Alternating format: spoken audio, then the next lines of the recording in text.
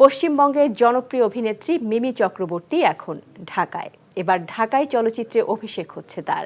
ঈদুল আজহায় মুক্তির অপেক্ষায় আলোচনার শীর্ষে থাকা সাকিব খান অভিনীত তুফান ছবিতে দেখা মিলবে তার। সিনেমাটির মুক্তি উপলক্ষে কলকাতা থেকে ঢাকায় এসেছেন এই অভিনেত্রী।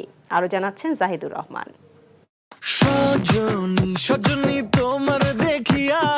পশ্চিমবঙ্গের জলপাইগুড়ির মেয়ে অভিনেত্রী মিমি চক্রবর্তী রাজনীতি থেকে সরে দাঁড়িয়েছেন। এবার অভিনয় জীবনের নতুন ইনিংস শুরু হলো বাংলাদেশে। পরাণখ্যাত নির্মাতা রায়হান রাফির পরিচালনায় সিনেমা প্রেমিকদের হৃদয়ে ঝড় তোলা তুফানে দুই বাংলারই জনপ্রিয় অভিনেতা শাকিব খানের সঙ্গে এই প্রথম জুটি বাঁধছেন মিমি। আমরা সবাই বাঙালি, আর আমাকে গেস্ট বলবেন না, আমি আপনাদেরই বন্ধু, আপনাদেরই মেয়ে, আপনাদেরই বোন।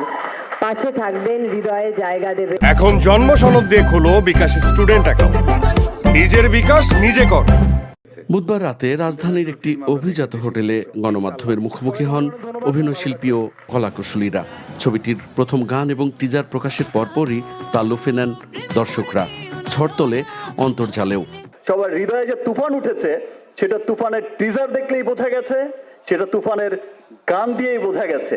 অ্যাকশন ধাঁচের এই সিনেমায় মিমি ছাড়াও সাকিবের বিপরীতে রয়েছেন ঢাকাই অভিনেত্রী মাসুমা রহমান নাবিলা। এতে আরও অভিনয় করেছেন চঞ্চল চৌধুরী, মিশা সওদাগর সহ অনেকে।